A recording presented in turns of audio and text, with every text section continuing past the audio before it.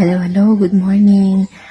Mabilis ang video lang ito kasi hindi ko na talaga mapigilan yung sarili ko na ibalita sa inyo yung good news.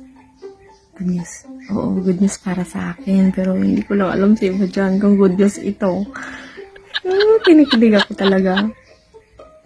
Dahil ka-member ko kayo, sasabihin ko na yung tungkol dito. Kasi sigurado ako sa mga susunod na mga video ko, malalaman at malalaman din ninyo.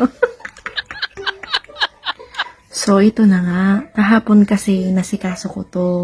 Kaya, bihira lang ako nung past few days. Bihira lang ako nag-video. Kasi ito nga yung inaasikaso ko. Kaya, now is the time. Now is the time talaga para i-share ko sa inyo na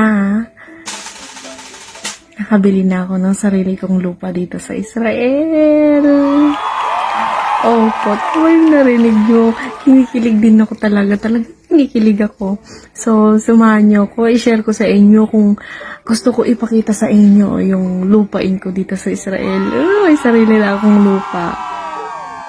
Ayan po yung lupain ko na nabili ko kahapon. Salamat sa Diyos, nakabili na ako ng sarili kong lupa. May pagtatamnan na ako ng mga pechay, kamatis, talong, tsaka okra.